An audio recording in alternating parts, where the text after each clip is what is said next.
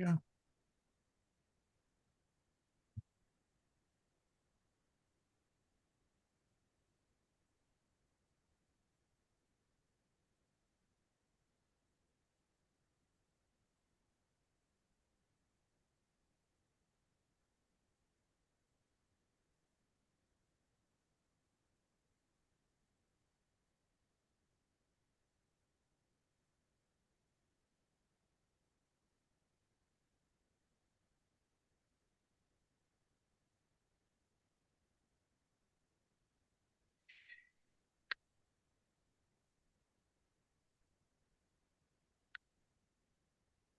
Okay, hello and greetings everyone. Please, can you hear me?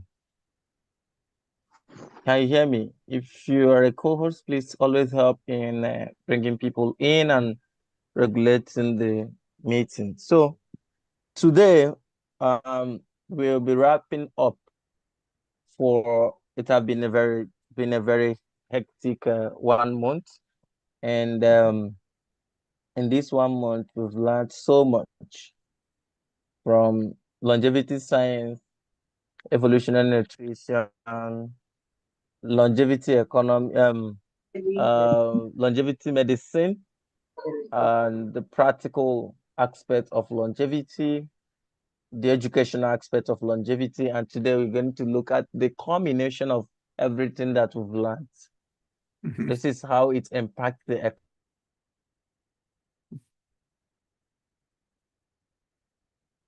Oops, you froze a little bit.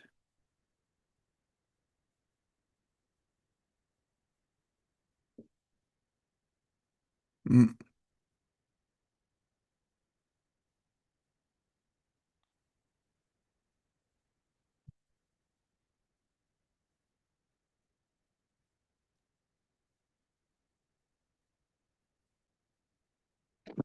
and what happened? Hear me? We can now. You froze for a bit. Okay, I was literally talking to myself. So we commented into uh the longevity economy. Longevity economy is all about the relevance and why we should really, please kindly mute yourself. Yeah, the relevance of working on longevity and taking care of your body, and why policy and everything help in reducing the cost, the burden of age-related diseases and conditions. So today with us, we have a very amazing professor and someone who is very familiar with Africa, Professor Edward Hodgins. He has been with us for over 5 years working on TFFDS. He was the head of education, Academy of the Future, for TFFDS. So I don't know, why is this thing freezing? What's going on? We Hello, can can you see hear you. me? I can hear you. I don't know. Can you hear me? Yes, We I can hear hear, we you. can hear you, sir. Yes, Okay. can hear you. We can hear Okay, you. We fine. can hear you, sir. So, Professor Edward sits, he's now the head of Scholar. He just mentioned that, but he was the director of Humanity Plot, and he has helped us in doing a lot of courses. You know, in TFFDS, we also develop future-based courses for institutions from across the world. We did one with Tekidia Institute USA, which later turned out to be a book that was co-authored by TFFDS called Seizing Our Singularity Future, an entrepreneurial guide for Africans and startups. So TFFDS is not just about longevity and all that. We do future-based courses and we develop curriculum for universities, and that's it. So he was also the director of advocacy and senior scholar at Atlas Society. And he helps in looking at regulations of space and transportation, pharmaceuticals and labors and all that, sitting in different committees in the Congress, US Congress, doing a whole lot, and also helping in reviewing opinions and sitting in different advisory boards. There's so many organizations. So I would like to welcome Professor Demetriades. Please tell us a little bit about your background, your relationship with Africa, what you think about Africa, and why this is necessary in this time. Thank you so much. Okay. Well, thank you for that kind introduction. I'm sitting here and have my cup of coffee, and I hope you appreciate the little coaster I have for my cup of coffee that I got from Brenda. See, this is you all appreciate this. So I have it. Whenever I drink my coffee, I think about you. So I just wanted to show you that. Thank you so much. Yeah. But yeah, I want to start off. I'm going to do sort of an introduction, and then I'll do sort of three major things. But the introduction is this, that in addition to being pioneers in longevity and health span in Africa, you, the folks I'm talking to right now, are really the future of Nigeria, and for those of you in other African countries, of your own countries. This is this I know the focus right now, right here, is on longevity. But when I look at the world, and I've been doing public policy for many years, one of the tragedies I see is that Africans are so talented that they have not realized their potential. I want to give you a personal example here. I'm in the state of Maryland. I live right outside of Washington, D.C., so I work on Capitol Hill sometimes and do public policy issues. And what's interesting is the number of African healthcare providers in our area, in our state. My parents sadly passed away a few years ago. They were both elderly, so it was good that they lasted a long time. But so many of their healthcare providers, doctors, were from Nigeria. We had one from Rwanda that helped treat my mother, and this meeting is being recorded. There we go. And so it's really great that right where I live, I can take advantage of incredibly talented Africans from Nigeria especially, but again, from some of the other African countries, for my healthcare and my family's healthcare. This is the good news. But the bad news is, why aren't they in Nigeria? Why aren't they in Rwanda? Why aren't they in these other African countries helping out with the healthcare system there? So what I'm going to suggest is that while I'm not going to talk about how to find breakthroughs in telomere shortening and breakthroughs in how to renew stem cells, that's not my area of expertise. My area of expertise is to look at what prevents true progress in healthcare as well as in many other areas. And so I'm going to do three things. The first thing I'm going to do is talk generally about economic social systems, because there's clearly a reason why some countries prosper and some countries do not. The second thing I'm going to do is talk a little bit more in a focused way on how to move from a sick care system, which is what we have in all of our countries right now, to a true healthcare system, health span system, and longevity system. And finally, I'm going to conclude by making an argument that we all need to think like futurists. We need to think like entrepreneurs if we're to transform not only the sick care system into healthcare, but transform your countries, just as we're trying to transform our countries, so that they can be future oriented, so that we can really have the environment, you might say, in order to have true progress. So let me start off by talking about economics, okay, and social systems. We have seen over the last couple of centuries, and especially the last couple of decades, that innovation, especially in technology, comes from certain areas of the world. Initially, 200 years ago, it was from Great Britain, and later from the continent of Europe and some of the Asian countries. And what was specific about Great Britain was it had generally a free and open system in the economic area. That's where the Industrial Revolution took place. Now, one of the things that I worked on, and in fact, it was my innovation when I worked at a place called the Heritage Foundation, was to come up with an index of economic freedom. I was curious about how can you document which countries do better and which countries don't do better, and what are the correlations? And that's where the idea of an economic freedom index came from. Now, I have a slide here. I don't know if Osanakachi can put up the first one.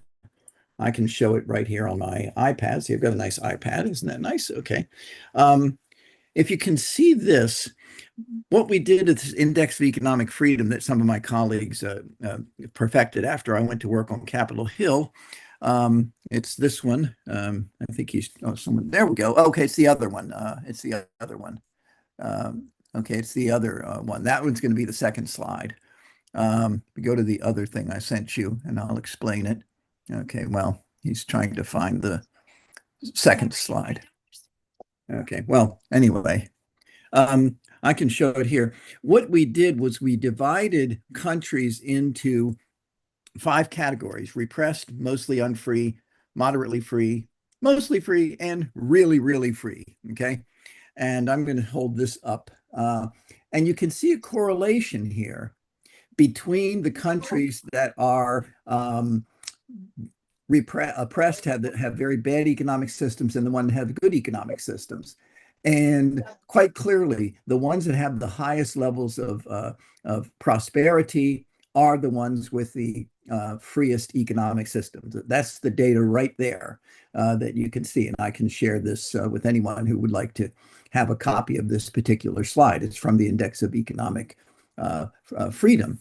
And again, just to get, this is from the, let me see here. This is from the latest version. The freest countries in the world with the freest economies have per capita incomes of $120,000 per year. The most oppressed or repressed economic systems have per capita income of $10,595 per year. So there's no question about which system brings the most prosperity. Now, I want to show another slide here. That was the one of Nakachi you had up before, the one that says Nigeria, if you want to access that one again.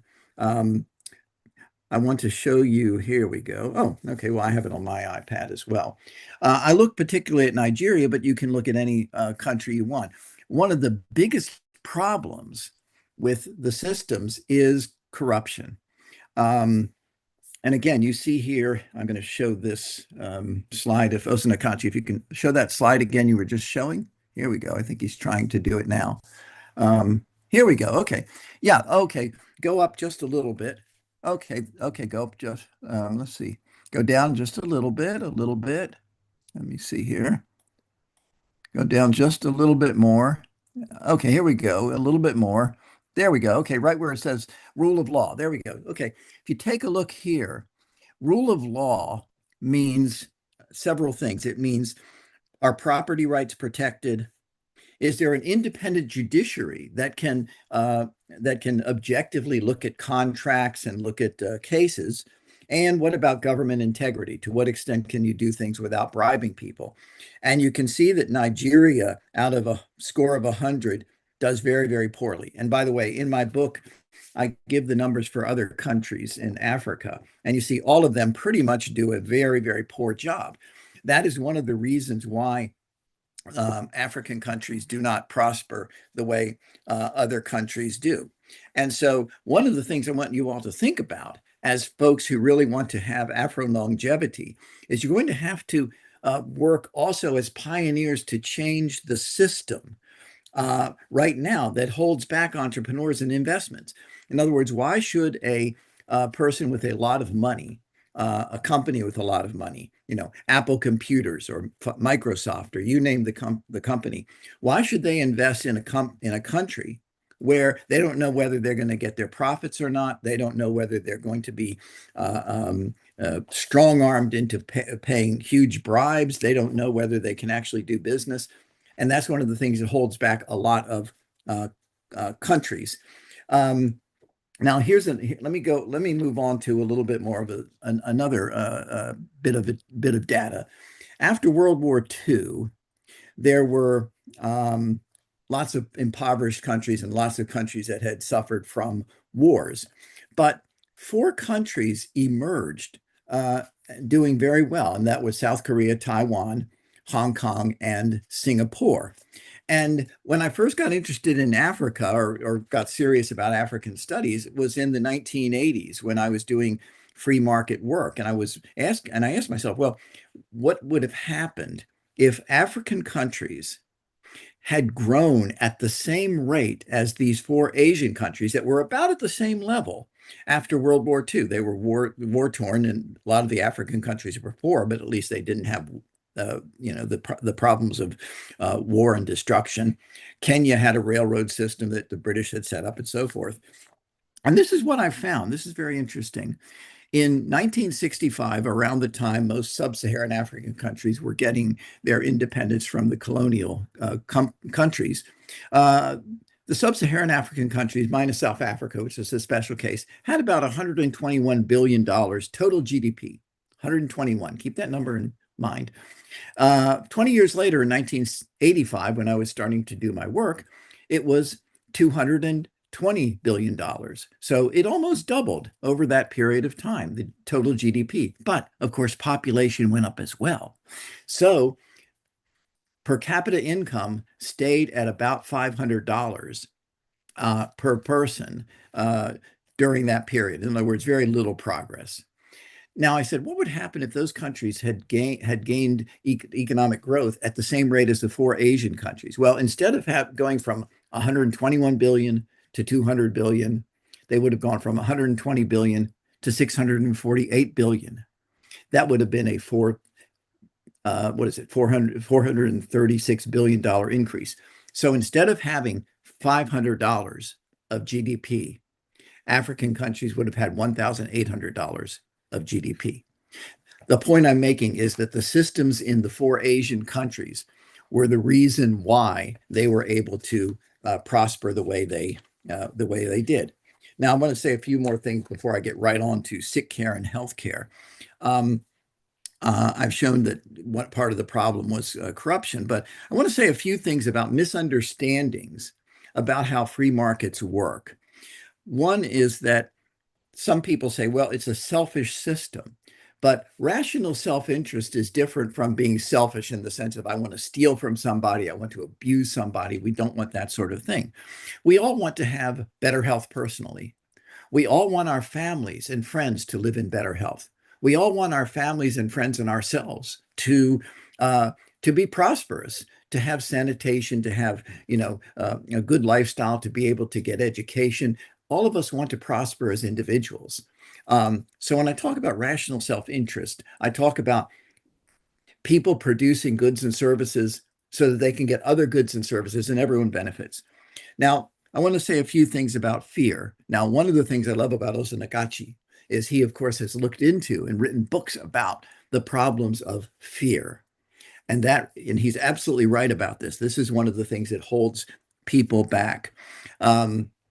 Going back 200 years and now even today, there's a lot of fear that the technology we're talking about that can help longevity, that technology is going to throw people out of work.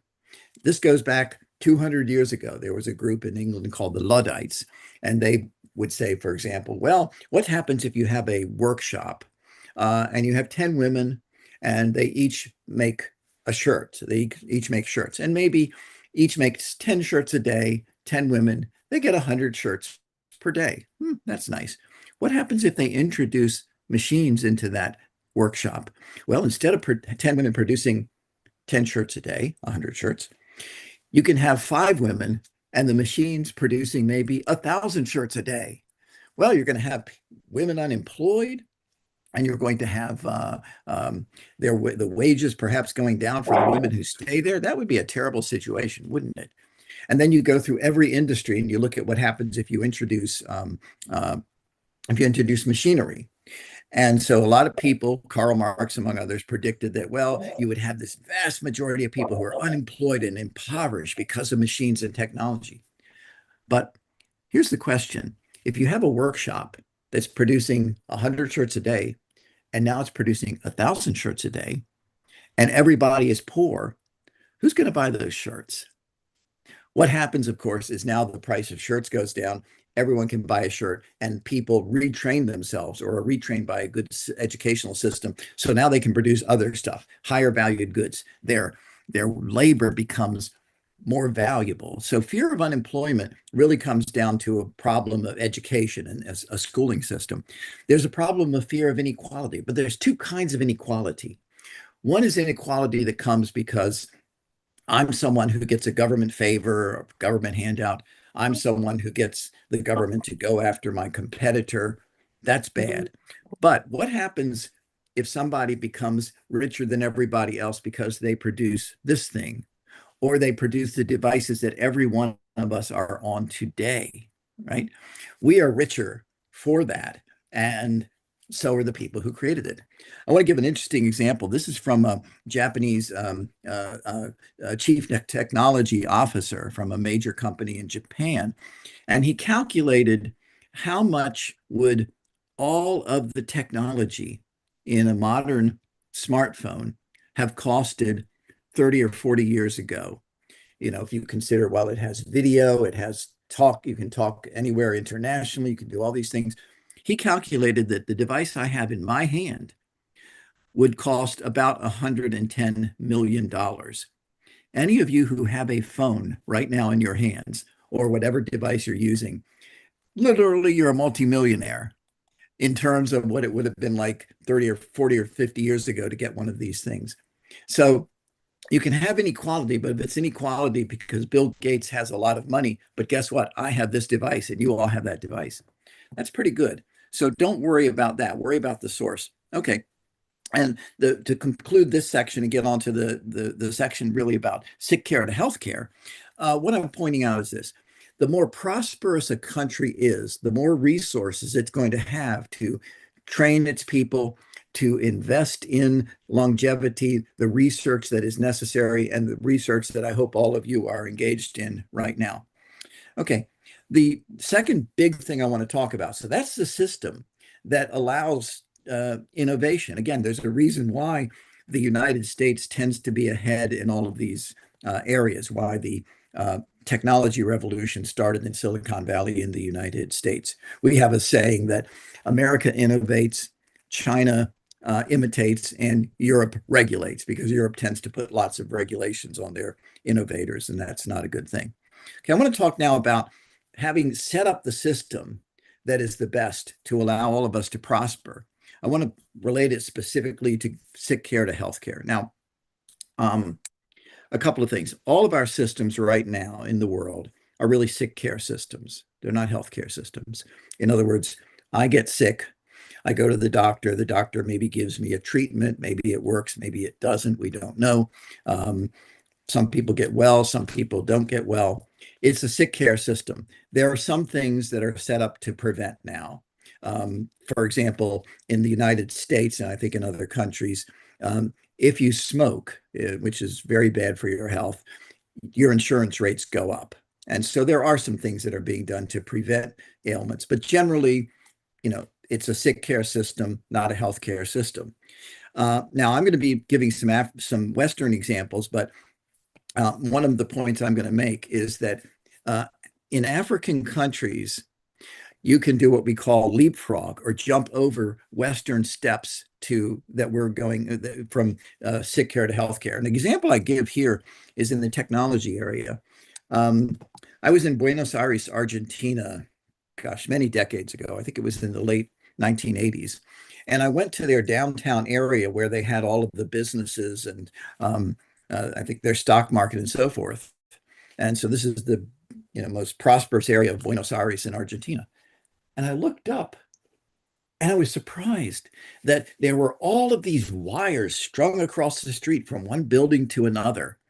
And the reason why, when I talked to my host, is that their telecommunication system was so bad that many people or many businesses would just string their own wires so that they can communicate back and forth. Well, and you had similar problems in Mexico and some of the other places I went to in Latin America. But what the Latin Americans did that was very smart is, as they became more prosperous, instead of imitating what the West did, that is, set up a lot of huge wires and telephone poles and things like that, they took advantage of the emerging technology. They took advantage of cellular communication. So essentially, they jumped over the very costly Western step and went to the cheaper and more efficient technology step. And so I'm going to suggest that you keep that in mind, because as you look at how to improve both healthcare, longevity, health span in Africa, don't look just to what the West has done in the past. Look to what technology can allow you to do in the future. Now, of course, obviously, and I know Osana Kachi has written a lot about this, there's a lot of basic stuff depending on what African country you're looking at. There's a lot of basic things that have to be done. Sanitation, for example, is fundamental. Diets are fundamental. We'd have more and more data on how, if you have the proper diet, you're probably not going to get sick as often as you might otherwise. And what I'm going to suggest is, even for some of these things, rather than going the Western route, take a look at other options. For example, the Gates Foundation, this was founded by Bill Gates, who of course was the creator of Microsoft. He's been doing work in Africa looking at localized sanitation and sewage systems that do not rely on humongous amounts of money. That can be done very cheaply, and it can be done locally. So instead of having to wait for the government to have a 20-year program to get the proper sanitation into somebody's area, it can be done much cheaper and much quicker. So there are lots of these things that I suggest you look at. I'll mention a few more in a minute, but I want to talk about what's happening here in the West and where we are going to be going, hopefully, from sick care to healthcare. And then I'll finish up very quickly here. There are really 5 steps in the West, at least, that we should follow to go from sick care to healthcare, longevity, and health span. First, remember, healthcare is an individualized thing. We don't cure 62% of people between the age of 20 and 30 who have diabetes, but who don't have some other ailment. We cure the individual, each of you as individuals. So the first step that we have here is sequencing our genomes and getting all the epigenetic information about us as individuals. I've had my genome sequenced, and it was only cost, I did the expensive one, which was $400. You can do it for $200 here, and the costs continue to go down. So now what we can do in the West, and what we're doing, a lot of private companies are doing more and more, is getting that personal information about you, the individual, your genetic information. The second thing is analyzing that information. And almost every day, I see a new breakthrough in how to interpret all of that data. I'll give you one. Let me see. I'll give you a couple of examples. Unfortunately, one of my nieces about 4 years ago, 4 or 5 years ago, had a baby die at the age of 3 months from what's called sudden infant death syndrome. Now, fortunately, she went on to have more children, and they're doing healthy, and that's good. But what happened in the last couple of years is researchers have found out that it's the lack of a certain enzyme that makes babies susceptible to sudden infant death syndrome. I could go over all sorts of other examples of how the data is being interpreted. So that's kind of the second big step, is to be able to interpret all that data. Here's the third step. This is a biggie. See, I've got my Apple Watch on right here. I've got my Fitbit on right here. This is my Oura ring right here on my finger. See, I've got all of these monitors on me right now. And what we're going to see in the West in the future, hopefully, is injectables or things that you can put in your body that can monitor your health in real time. So that brings us to the fourth way that things are going to progress, I hope, in the West. And that is, you will be monitored, or we can be monitored in real time by an artificial intelligence, looking at our sequenced genome, looking at all the information about our epigenetics, all our information about our health history. And that way, if I'm about to have a heart attack, the AI knows it before I know it, and they have a medic to my door well ahead of time. That's, but the thing is, and here's the fifth thing, you probably will not get to the point where you have that heart attack to begin with, because the artificial intelligence will see up, you have a buildup of cholesterol, or you have a buildup of this or that. Here's what you have to do to deal with it. And you will use the new technology to deal with that problem. For example, CRISPR-Cas9, as most of you probably know, is a genetic editing tool. And there is an ailment that mainly affects African Americans here in the United States, sickle cell anemia. It's a terrible, terrible ailment. And researchers have now figured out in this country, for example, how to ameliorate the effects and even the causes of sickle cell anemia. So what you're going to do is you're going to have these new techniques, CRISPR-Cas9, CAR-T, and so forth, that are going to take care of these problems before they even manifest themselves. I want to give you an example. Again, these are Western examples, but hopefully you'll start thinking about ways that you can use these insights in your countries.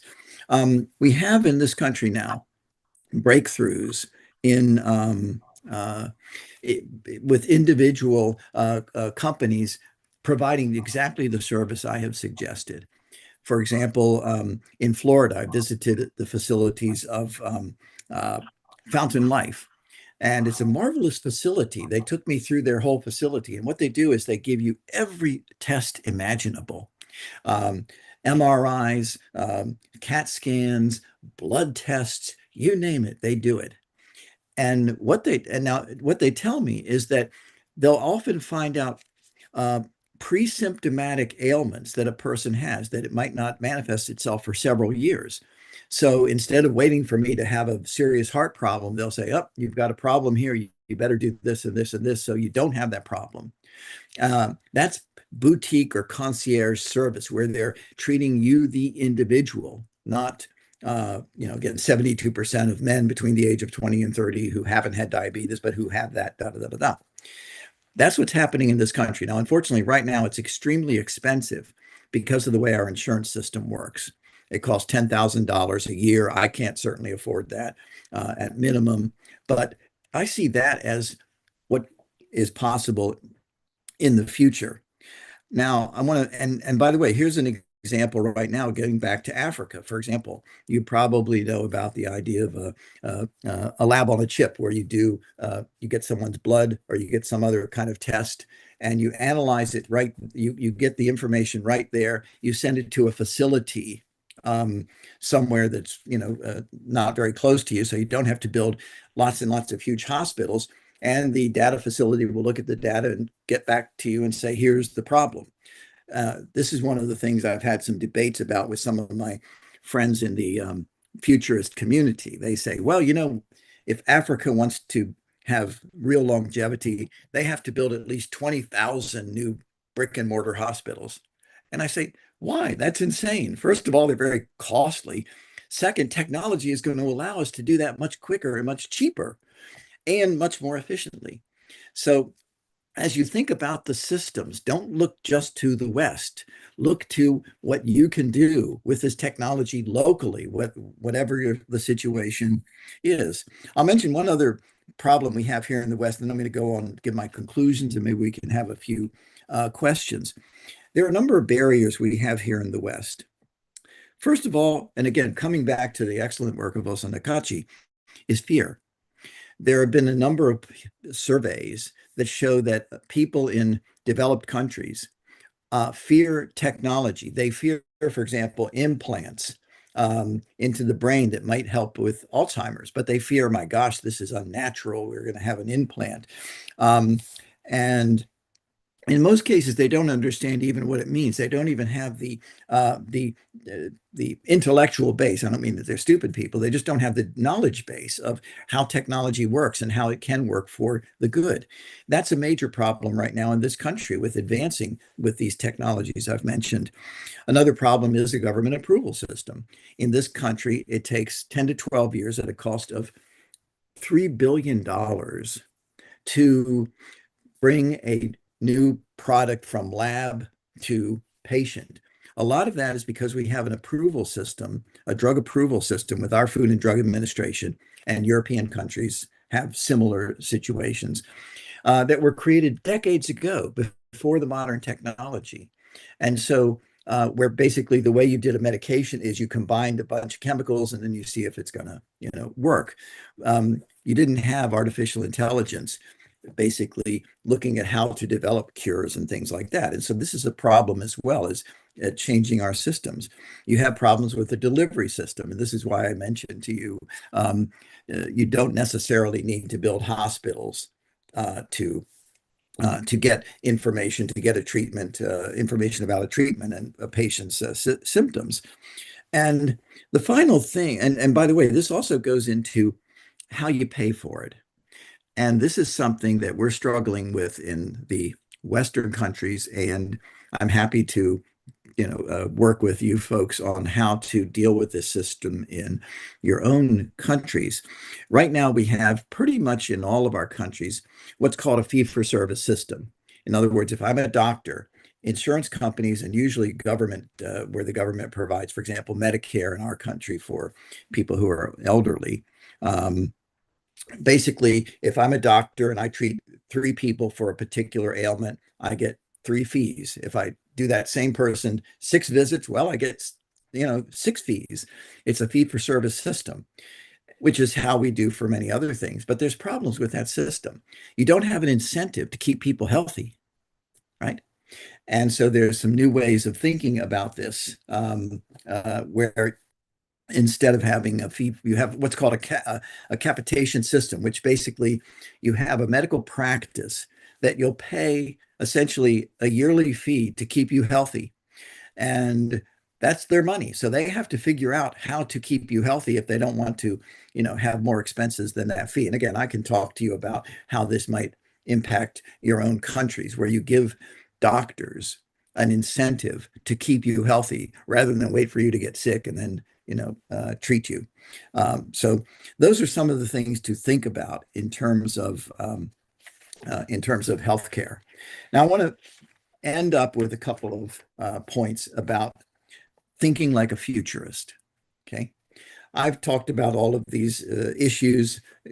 What's happened in the past, what's coming ahead, and the one thing that I think this shows is that if you're in an African country and you really want to have longevity and health span, so you want to live to 120 years old, but you want to be healthy. You don't want to be in a bed with wires hooked up to you and that kind of thing.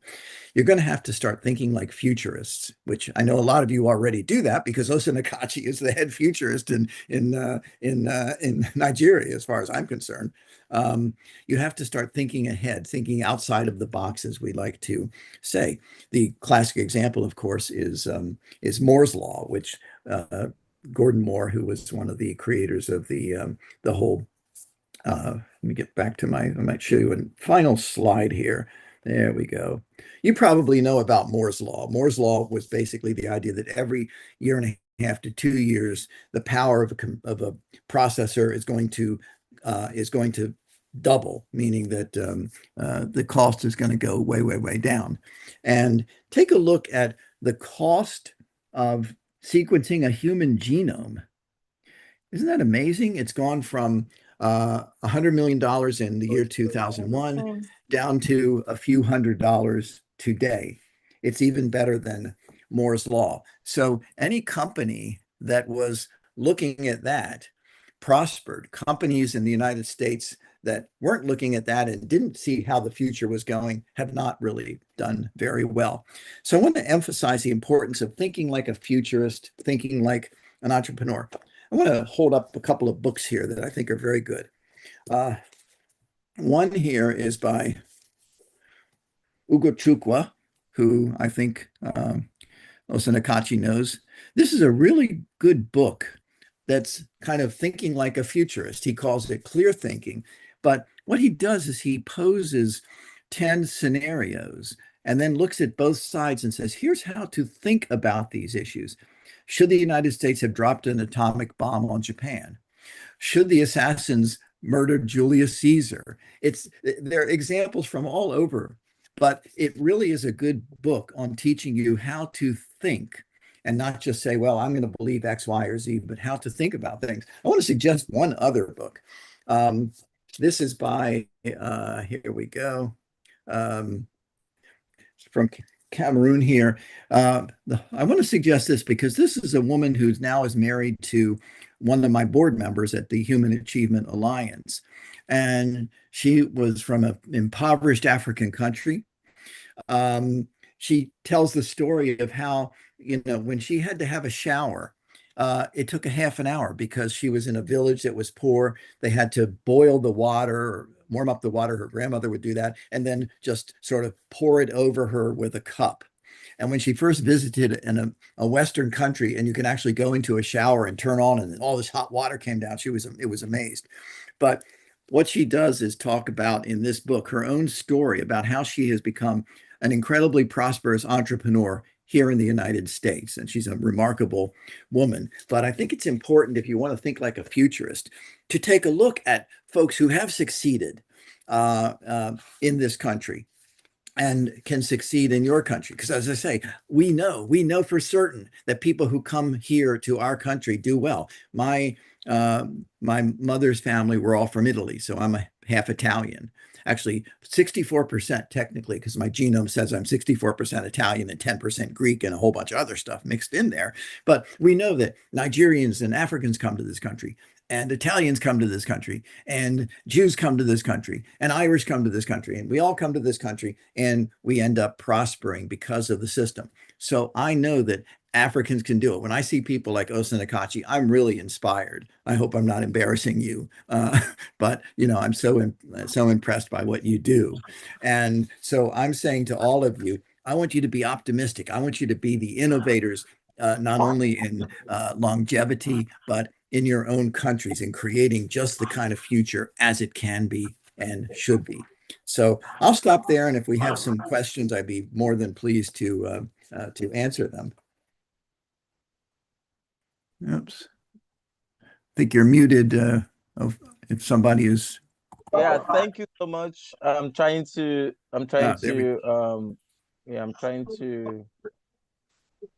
mute the Joseph or them, and yeah. Okay. It was the one. Okay, thank you so much, Prof. We're now open for questions. Please, if you have questions to ask, raise your hands. If you have a contribution, raise your hand and ask a question.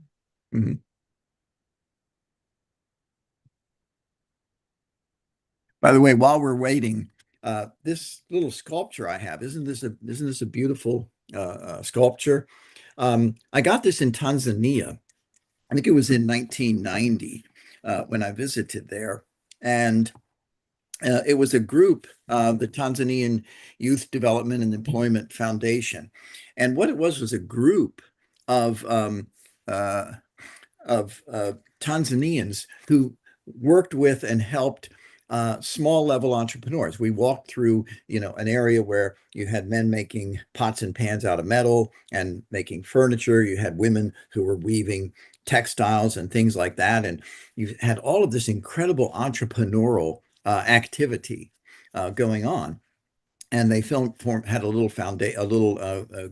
group of them, and they had a little lunch for me. And I basically said, this is entrepreneurship, this is innovation. And if you had the kind of liberty, you didn't have the sort of inflation, all of the problems you have there, you guys could be just as prosperous as immigrants who come to the United States. But they were nice enough to give me this, and I keep it right here on my desk and my shelf there.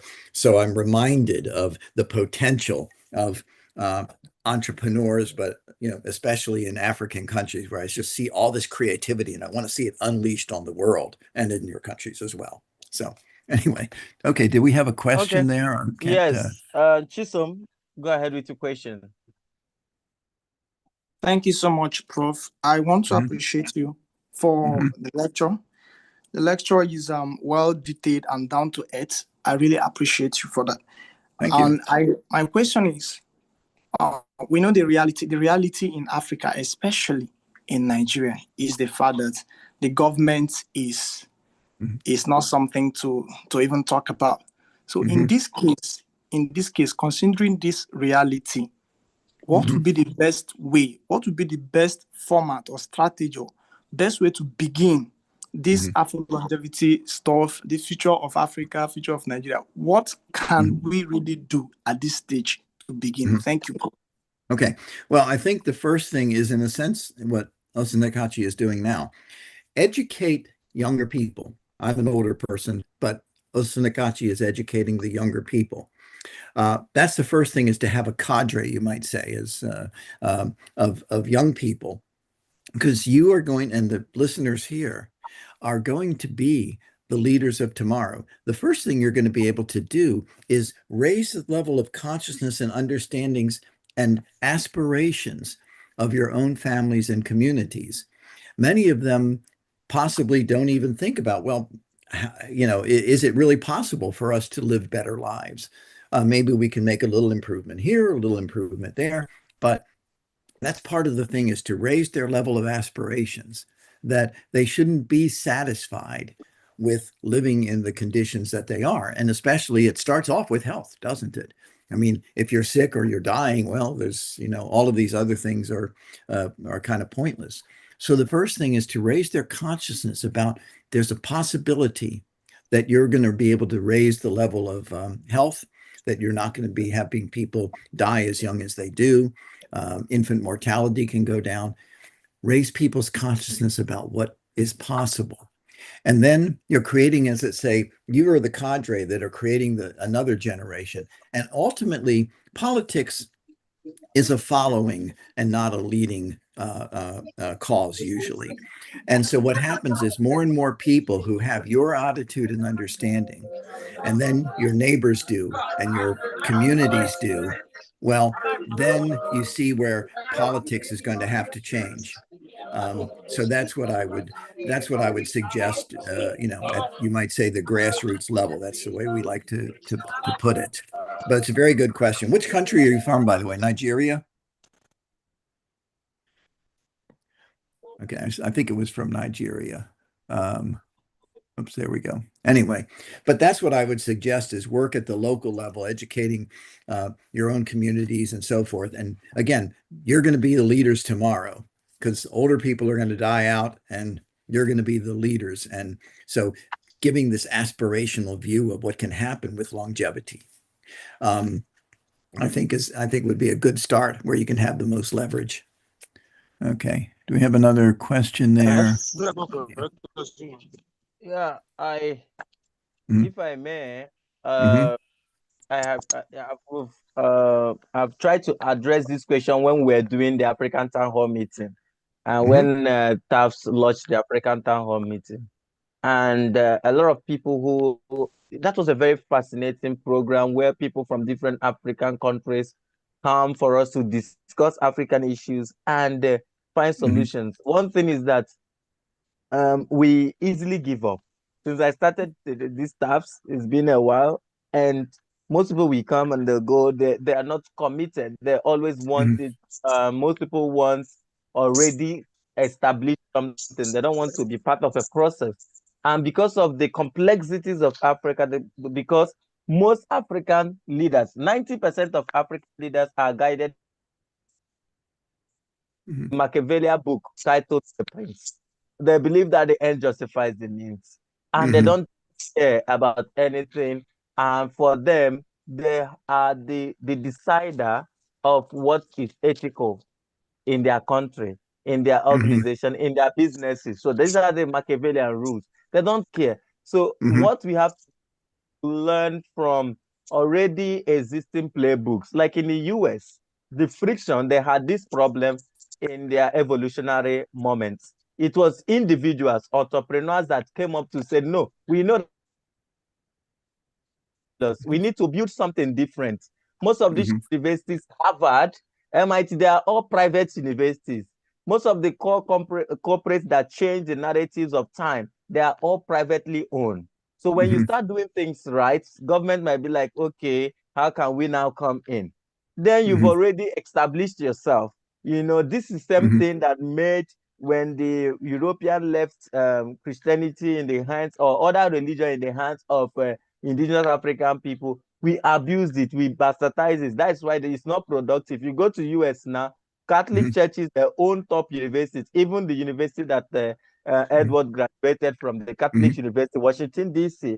So it's owned by Catholic. Go to Germany, for instance, the Catholic Church controls 35% of the tax, because they have universities, they have institutions that are very productive. But here, what are we doing? Yeah. We don't go into entrepreneurial projects that turn in money into the economy, that pump in money into the economy, so that we can also have voice in decision and policy. So the issue is that instead of fighting this corrupt system, we need to build a system that will make the existing system obsolete.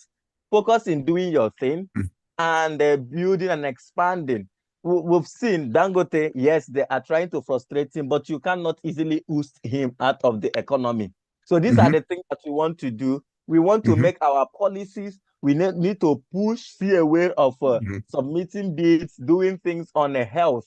Those who like what we are doing, we buy in. Same thing with invention and innovation. Nobody will say, oh, it's not going to exist. You just have to do what you can without trying to muzzle the government. The government, they are like second God in every country. So I learned the hard way. I this right with the people that agrees with me. So I won't force people to be part of the vision. That's just my contribution. Yeah. Yeah. By the way, I would add, you mentioned that so many of the political people believe the ends justifies the means. What I say is that the ends are constituted in the means.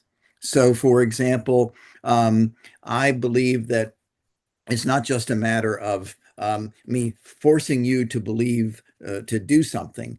I believe part of what I want is a system or a culture in which people look at reason and talk about things. So it's not just a matter of the goal, but I want the approach to be, let's talk about facts, let's talk about reason, let's have forums like this. So the ends are constituted in the means. If somebody says, I want to have a nice house, well, it's one thing to say, I want to earn money to build a house. It's another thing to say, I want to steal money to, so I can build a house. Because part of the goal then is, as it were, is I want a system in which force is the way people get something, as opposed to a system in which the ends constitute the means, meaning I want everyone to prosper because they produce value in goods and services and trade voluntarily with each other. So that's kind of my philosophical addition. By the way, you mentioned Catholic schools. I'm not a Catholic, but I went to Catholic University because it's a very intellectually rigorous school, and I could say all the good things about it. And they were the Catholics in that sense were entrepreneurs. They were educational entrepreneurs, And now you have an American Pope, right? Yeah, they have good product of the Catholic Institute, and Mackay also is doing well in the US, and I got to know about it after. So Duru, you can ask your question after Duru, Onyinye Chukwu, and Victor Oka. You can ask your question. Thank you. Yeah. Okay, thank you, Dr. Osei. Thank you so much, Prof, for the wonderful lecture. I truly appreciate it. I'm sorry, when you talked about your niece that the child died, you spoke of a syndrome that took the child, and I did not get that clearly. That is what I want to get. Sorry. Yeah, the syndrome is called sudden infant death syndrome. It's where a baby who seems to be quite healthy suddenly just dies, usually within a couple or 3 months of their birth. Now, sometimes if a baby is born and you say, oh, the baby has a heart defect or some other thing, you know what the illness is. But in this case, and in similar cases, nothing seems to be wrong, and the baby just dies. And they'll do autopsies and they can't figure out, there's no particular reason to think the baby was unhealthy.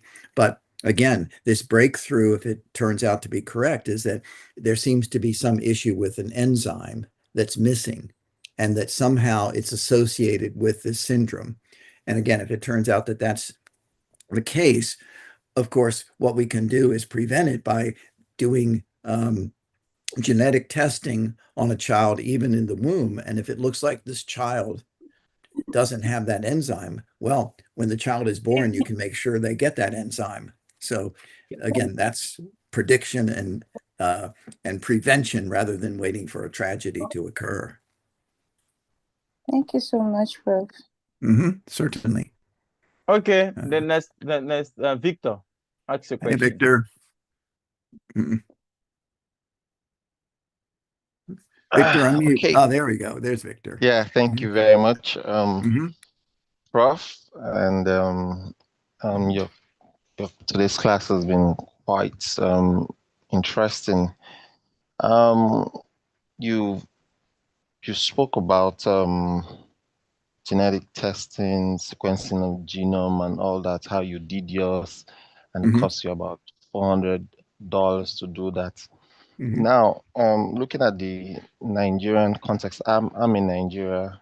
I live and work in Port Harcourt, River State in Nigeria. I work in an institution currently, and where I work, I see people bring requests. I work in a bank anyway, so people bring requests to say they are sending samples to South Africa to do DNA testing. And I try to engage this person and all that. I said that we're in a country where they do DNA testing and all of that. I'm so shocked and all of that. So I'm wondering how can the longevity movement, get those in the private sector to invest, in such kind of tools, because I think that, okay, talking about DNA testing centers, we do not have one we can really say, except for the one that they said was burnt down in Lagos during the NSAS movement sometimes ago. Imagine a whole country, 200 million persons. We don't have a viable center where we can send samples or even carry out this genetic testing. This is very key to finding out pre-existing conditions and all of that, and be able to tackle it right from at the cellular level. So how can we get the private sector to be able to invest in this? Because I believe, just as Dr. Osinakachi had mentioned, waiting for government to be able to invest in all of this may take quite a whole lot of time. How can we get private sectors to help in this regard? Thank you. That's my question. Well, what I'd have to do is look at how healthcare is paid for right now in Nigeria. I know different countries have completely government healthcare systems. Some have a combination of government plus some private, and there's a whole mix. We have a really messy system in this country, and I've written extensively about it myself. But part of what I'd have to look at is exactly how the system is paid for, because one of the things I know Osinakachi knows, and you'd probably, I'm sure you know as well, is that it's much cheaper, much less cost to prevent an ailment than to treat the ailment. And so automatically there should be a preference for doing that. And unfortunately, even in this country, we have, for example, we have a system in which we often don't do that. So that's why I say we have a sick care system rather than a healthcare system. And we're in the process right now of changing the system. I mentioned that we have these concierge or boutique systems, clinics right now, but they're very, very costly. I suspect that as things go, as they develop, and as we change our insurance system in this country, costs will go down. But in countries like Africa, it's even worse. And that partly gets back to the corruption issue, is that if I'm a private business, either in Nigeria or maybe I'm an outside business that wants to come in, what are the economics? What are the guarantees that I can set up a system and collect enough to cover my costs and integrate into the system. And by the way, because I know Osunakachi, of course, very well as some others, I'm happy to follow up with you and with Osunakachi on what your system looks like and maybe give some thinking about here's what you can do to change the system. And getting back to an earlier question about how can you be more effective on longevity, again, if people in local communities have an understanding that rather than waiting for their child to get sick and die or for them to get sick and die or whatever, if you hold out that here is what is possible, then you're going to start creating some political pressure to change the system. If not, let the government do it, at least make it possible for private companies to do it. I could even tell you why when the system I mentioned where you had the Fountain Life that does all of the tests, it costs about $10,000, but you have to have what's called a high deductible policy that, let's say they find a serious heart problem, I have to have an insurance system that, will pay for that because they don't pay for the whole thing. They simply contract out. The problem is, because in this country, if you're over 65, you go on Medicare, which is a government system. But I cannot use my Medicare as a insurance policy to access that system. So there's a regulation right now that would prevent me from, using the system that I paid into to get into this concierge system. That's here in the United States. And so we have just as many stupid things over here. But I'd be happy to follow up with you guys on this very important question. Okay, so I would want to add, when I look at people who talk about South Africa, I just laugh. That's where I'm based, and I know how far.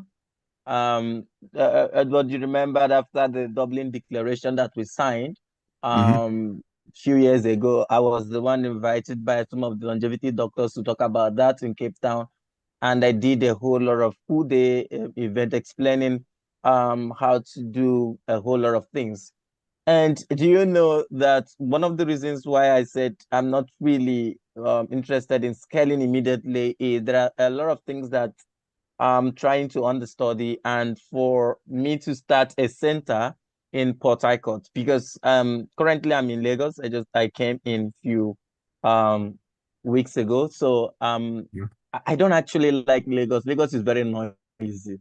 So I grew up in Port Harcourt. I would like to have that center in Port Harcourt or any other place. Most people don't know that we are partnering with the top diagnostic companies in the world, of glycanage and True Diagnostics. So we are strong partners. So last year we wanted to bring in the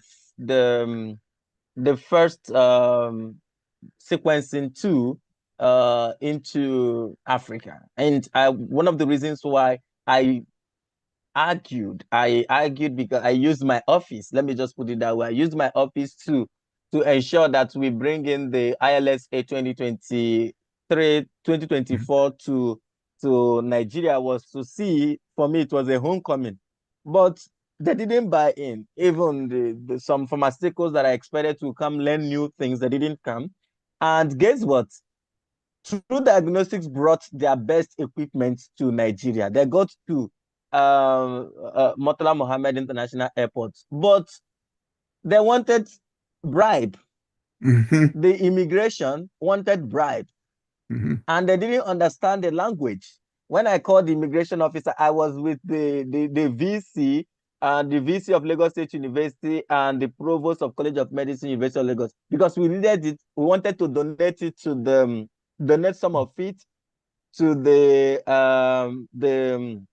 LUT, Lagos University Teaching Hospital.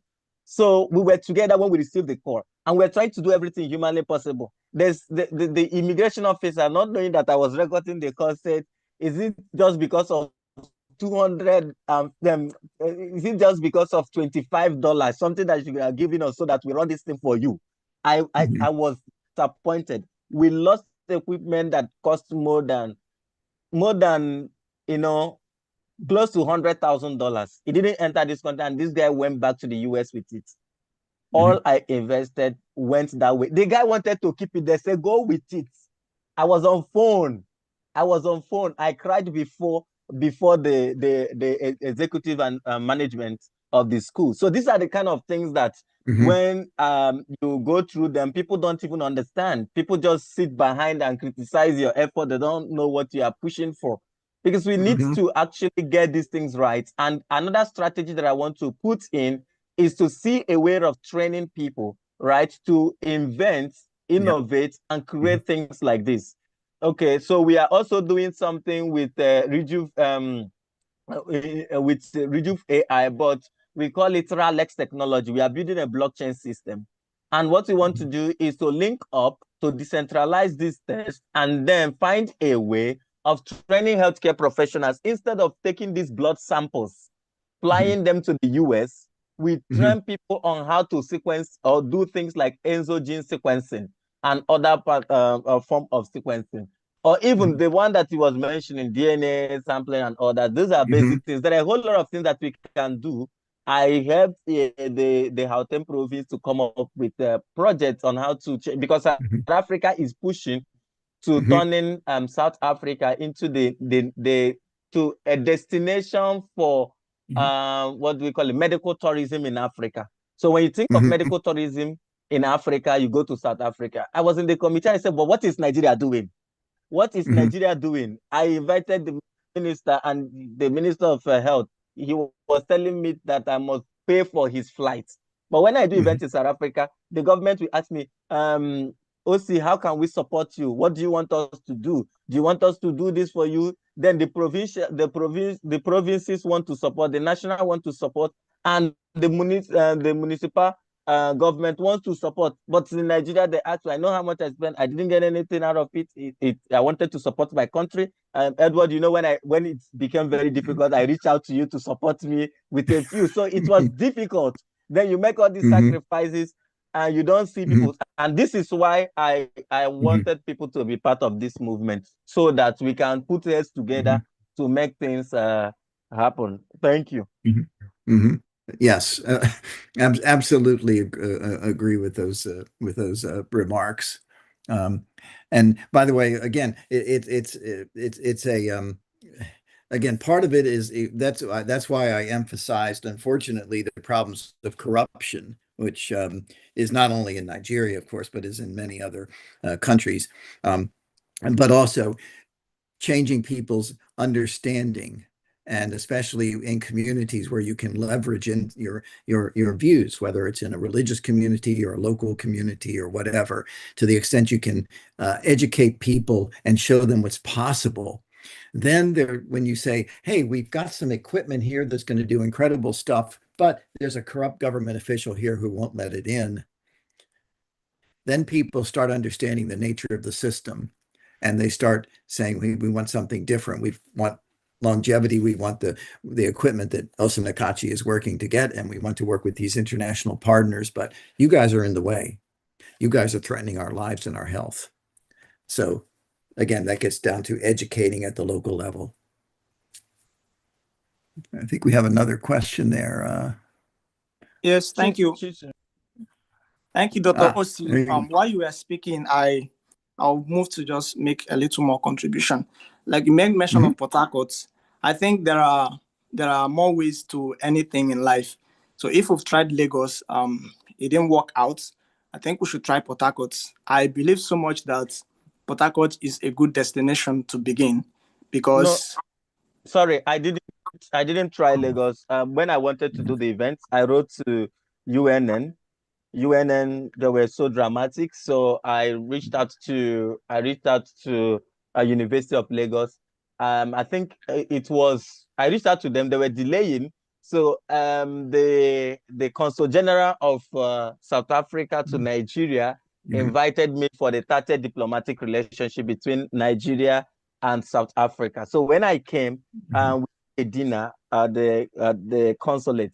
So when he was introducing me to some of the Nigerians that came there, like Dangote and Co, and he was explaining the big work I'm doing in South Africa and all that. So they were like, okay, I've had this name. So they wrote to us and all that. So they call it, the provost now pick up the idea, so they accelerated it. We signed an MOU with the College of Medicine for two things: to develop curriculum on biology of aging and longevity medicine.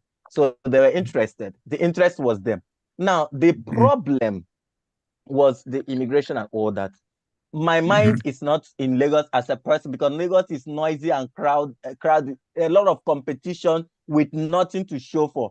I grew up in Port Harcourt, and Port Harcourt brought up, by the way. So I like the way things happen in Port Harcourt. And I'm looking at places like Stadium Road, Elekahia Stadium Road, like that. Places like that, that is serene, quiet. You just put your center there, and then find another place for medicinal plants farm, where we do medicinal this thing, and then have a center for research and development, R&D, and then have our lab and all that. So these are the things that I want to really set up, but I need to study and find a way to start that, which is why I started doing my MBA, to have a business, a more structural business strategy, and how to navigate the Nigerian corrupt system. Okay, thank you so much. I am from Port Harcourt. I'm from Rivers State, and I'll be glad to walk along with you, because I love this dream, and I believe that Port Harcourt will be a good destination. And currently, the Rivers State University is an innovation-driven university, and the current vice chancellor too is an innovator and a digital vice chancellor. So I believe with this cooperation and of course the state government, this would it will be a good destination. So I'm here with you.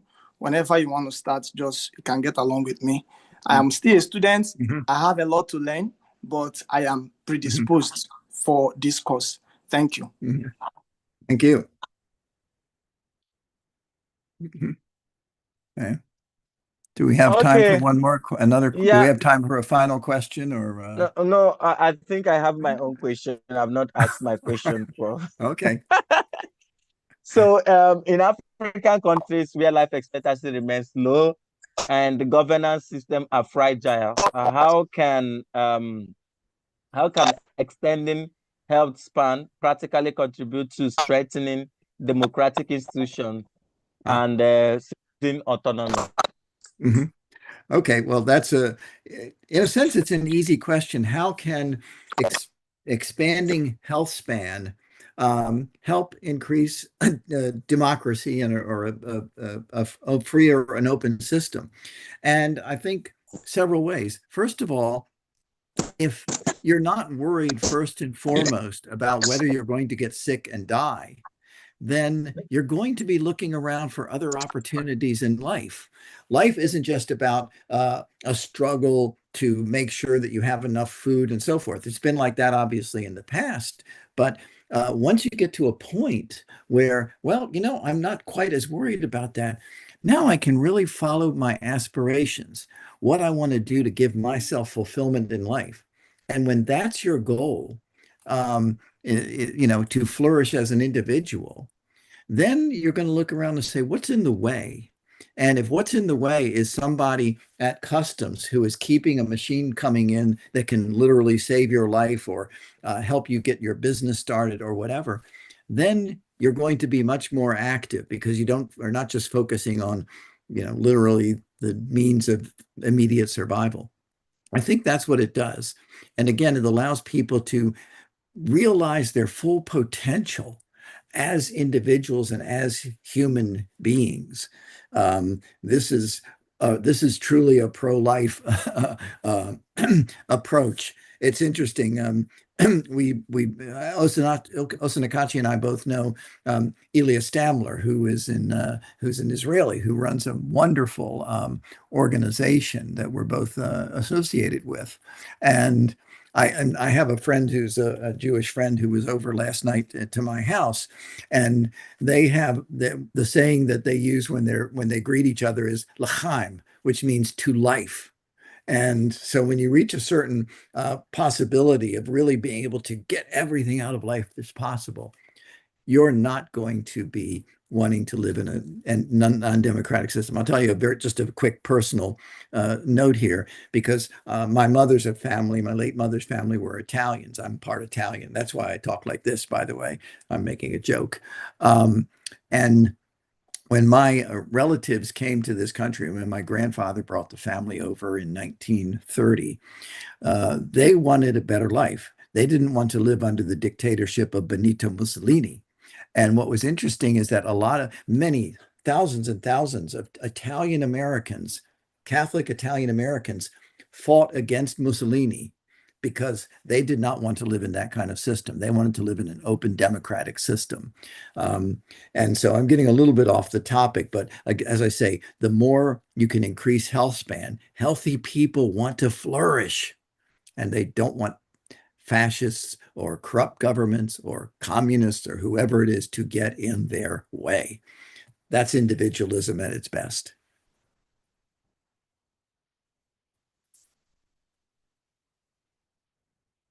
Okay. Oops. There Can we you go. hear me? Yes, I hear you. I have the last question before I close the event. So it's just like 2-in-1 question. What role can decentralized longevity movements like Afrolongevity play in shaping political will and public consciousness around viewing longevity as a human right and a public good? So if Africa successfully integrates longevity into the development agenda, which I am struggling to see how we can do that, what would an Africa of long-lived, economically empowered citizens look like by 2050? Well, I'm hoping to be around in 2050 to see. I've got to work on that. But I mean, that's the thing, is that I want to, that's why I started off with the story of all of the African healthcare workers who are right here in my area. Because I look at how they're prospering right here. And so if I take that and say, what would it be like if you had millions in Africa, whether they're in healthcare, business, whatever the case may be, then Nigeria or whatever country you happen to be in will start looking more like a Western country. And I say Western not in a sort of sense of downgrading African traditions and the good things about Africans, but that's what it would start looking like. And again, we have a model already. If you look at Taiwan and South Korea and Singapore and Hong Kong after World War II, they had been occupied by the Japanese.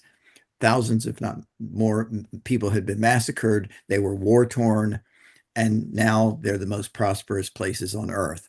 Now imagine Nigeria, which, by the way, by the year 2050, Nigeria might be the most populous country on earth because of the rates of growth. It'll certainly be in the top 2 or 3. China, interesting enough, is going down.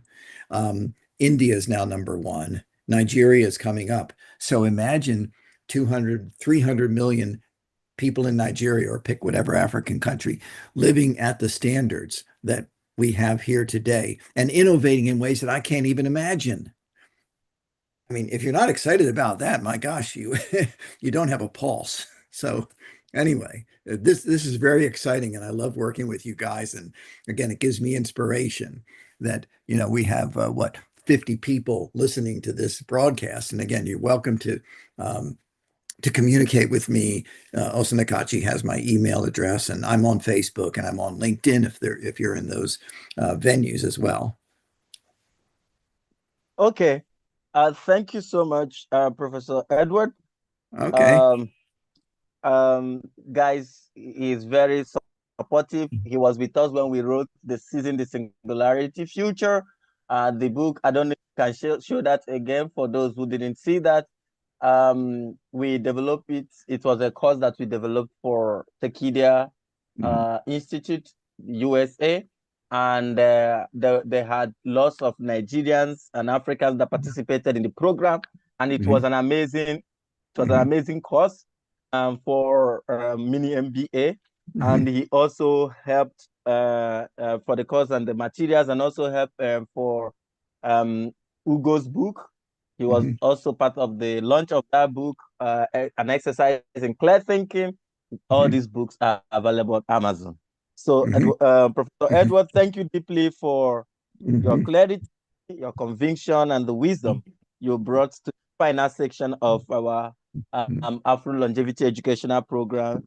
You reminded us that longevity is not only a scientific pursuit, it is a freedom project, an economic strategy, and a moral responsibility for African society, right? Here, here. So your insight on liberty, written so much on liberty, governance, and the transformative power of extending a health span has strengthened the intellectual backbone of this program. We appreciate your time, your brilliance, and your commitment to shaping our great continent. Thank you for closing this program with such depth. You're going to come back. So, Thank you. my dear colleagues, and pioneer in the emerging field today, I thank you for making out time. It's not easy for seeing you honor this great program, and I know most of you who stayed through. Most of you didn't miss a day. Some missed because of uncertainty, because of the challenges of this of Africa, restriction, politics, and challenges beyond your control. So I want you to understand that today we complete the journey that has never been attended before in this continent. So it's a 1 month Pan-African multidisciplinary educational program designed to build a new generation of longevity thinkers, advocates, analysts, and nation changers. So it is not, you don't need to be a scientist to be part of this program. Your advocacy also contributes in what we are doing. So for everyone who followed through, who rearranged their schedule, who stayed awake, who asked questions, who listened, and some who stayed silently to even write down everything that is going on. Thank you so much. You have proven that Africa is not behind. We are simply awakening. We still have a little bit of time. When we designed this program, the goal was never to impress anyone. We never wanted to impress anyone. It was to build capacity. I mean, real capacity, measurable capacity, intellectual capacity, scientific, ethical, policy-driven capacity. And each of you has made the vision real. You allowed yourself to learn from world-leading scientists, clinicians, philosophers, legal experts, futurists, and experts like Professor Edward. So I thank you so much. I can't thank you enough.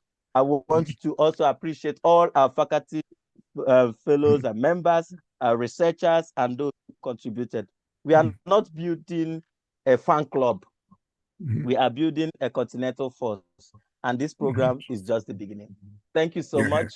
I remain your brother and friend, and mentee, Osidakachi Akumakalo, a global villager.